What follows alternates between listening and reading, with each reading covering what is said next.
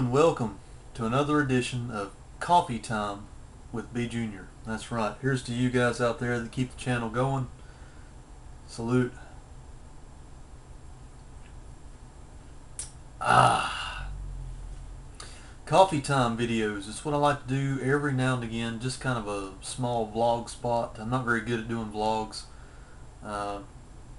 Basically just to give you a little bit of current events, future events coming up. Maybe a quick update. I got a few more from the local Big Lots here I'll talk about at the end. But I like to just slow things down every once in a while I'm having my coffee on Saturdays sometimes, and the wife is out doing the beautification process of hair and nails and all that kind of stuff, so the man folk hide in the man cave when the chores are done and make videos. So basically current events, aside from this little mini update I'm going to do today, I probably won't be doing a whole lot more of movie updates for a little while because I'm just kind of getting sick of buying movies. You ever get like that, guys, where you're just kind of, if you find the deal, that's one thing, but at the same time, you get to where you just stockpiling movies. And if you're a movie collector, you know what I'm talking about, where you're finding tons of good deals nowadays because it's affordable beyond belief, how we can afford movies now. I remember a time when I was growing up where movies, VHS tapes, when they were coming out, they were like anywhere from $50 to $100, and nobody could afford to have them in their home. They could afford to rent them, they couldn't afford to own them. But obviously nowadays, just over time, you can accumulate a decent collection for little to no money. In a few years you got a couple bookshelves full of flicks. So I don't know, just coming back full circle to my point, I think I'm going to take a little break from buying movies and just start watching more. I haven't been getting a whole lot of screeners in here lately, so thought I would take a break from doing a whole lot of that. Might do some reviews. I've got a couple of my thoughts on series on John Carpenter films. I want to revisit his films again and kind of do my same kind of format that I did with the Romero zombie films and the Scream films, things like that. Do those in the future probably. The Fright Night Film Fest is fast approaching, and if everything goes well, keep my fingers crossed. I bought my ticket, got the reservations made. I am going to be making the trek up to Kentucky in a couple weeks to do the weekend. It's actually two shows. It's actually the Fright Night Film Fest and the Fandom Film Fest. So it's not all horror. It's like half horror film fest and half just other genres. Basically, there's going to be a Revenge of the Nerds reunion, which I'm very much looking forward to. I got my one sheet poster out, got it ready. Hopefully I'll get a couple autographs from the nerds. Hoping to get at least Ogre on there, where, nerds! Also got a mess of DVDs out and kind of getting my gear ready for that. Maybe a laser disc or two I want to get signed. Trying to get some one sheet posters together, but I've always been real leery about traveling with one sheet posters. I'm always afraid I'm going to rip them or drop them in water, or a puddle or something. So I'm kind of getting some ideas, some gear together for that, and looking very much forward to it. I need a break. Go up to a film festival, see some flicks, goof around, buy some more memorabilia for the cave here, that type of thing. It's going to be my first full-on horror movie film fest, or horror movie convention, if you will. I've been to other local comic book shows and things like that here in Kakalakis before, but nothing of this kind of size with these kind of guests coming to it. So it's going to be kind of an eye-opener, real fun for me. My first time. I'm a virgin of horror festivals or horror conventions, guys. Sad to admit, but when I come home, I will be a man of horror movie conventions. Hopefully, anyway. Movie recommendations here lately. I've been watching a lot of Netflix, a lot of episodes of Dexter season 3.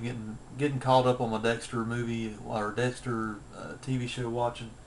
It's been pretty good. I'm starting on season 4 recently. It's been pretty good so far with John Lithgow in that cast.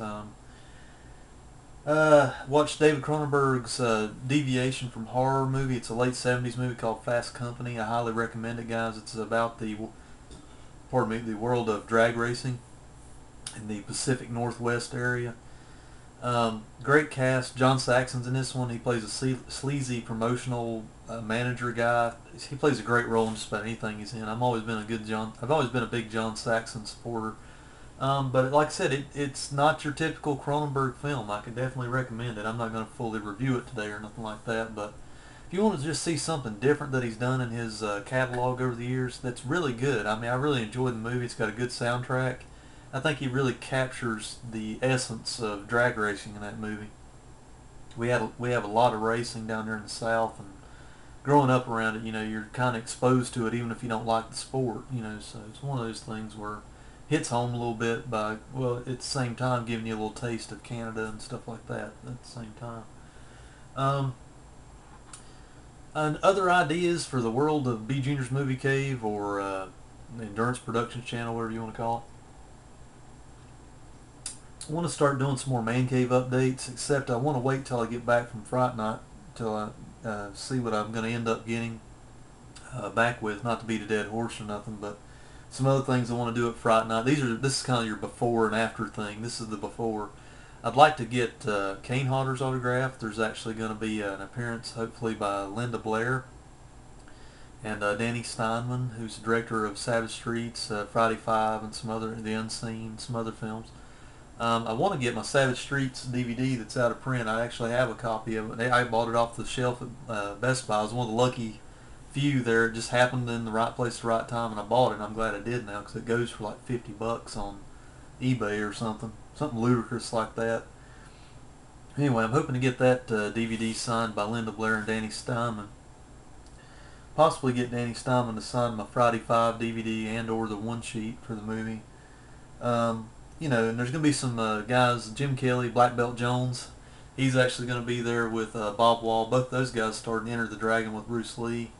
Hoping to get some DVDs signed from those guys. Also, legendary low-budget director Albert Payun, who directed Cyborg and Captain America, the old Captain America. Some other films. I've got a DVD of one of his movies called Mean Guns with Ice-T and Christopher Lambert in it. Pretty wacky action film from the mid-90s. I'm going to try and get his autograph on that one. What's some other ones? Margot Kidder's going to be there. I don't know if I want to get her to sign my Black Christmas DVD or my Amityville Horror. I'm leaning towards Amityville Horror, but we'll see on that. There's also going to be other folks and non-horror stuff going on, like the Cobra Kai, Martin Cove, and Billy Zabkin reunion from the Karate Kid cast. How can I forget? The main star of the show, though, is John Carpenter. He, of course, is going to make an appearance there. Hopefully he won't cancel. He shouldn't, because the award's coming out and he's going to be promoting it probably. I'm trying my best to decide whether I have this gut feeling like they're not going to let him sign, or he's not going to be able to sign multiple items. So I'm trying to decide what I want to get him to sign. It's either going to be a Laserdisc, and I've found some nice Laserdisc frames online from a couple different YouTubers. Jay the Stingray and a couple other guys I watch have gave me the hookup idea of the frame. It's kind of like a gold record frame where you can display your Laserdiscs on the wall and stuff. And I'm either going to do that or find just a nice one-sheet poster in my collection from John Carpenter's catalog and try to just get him to sign it. Keep it simple. I just don't want to take a whole horde of junk up there with me and just have to carry it around the whole time. But I want to be prepared at the same time. So I'll narrow it down. Get my horror. If you have any pointers for any horror convention gear, how to should I take a book bag or anything like that, or any pointers if you've been to many horror conventions, leave me a few comments below. Since I'm a budding convention enthusiast, I need the help, man. Help B.Jr. out. Help him survive a horror convention properly and get home with the most swag. Ah, sweet nectar. But that's about it I'm not going to talk more about Fright Night because, like I said, I don't want to get my hopes up and not be able to get all the autographs I want. But I've got to get John Carpenter's and Linda Blair's and a couple, and Kane Hodder. I got to get them to sign something up there, whether it's just a DVD or something like that. I got a couple little shelves I'm going to do some displays with. So I don't know, it'll be fun. Also looking forward to seeing a couple films up there they got playing. Also, Albert Pyun's bringing his 1990 blue. It's going to be the Blu-ray cut or the director's cut of his 1990 Captain America movie. I'm totally nerdy about that. I want to go see that because it's one of those old school comic book movies that was really terrible. But hopefully the new cut will help it a little bit. I'm just interested in seeing what it'll look like.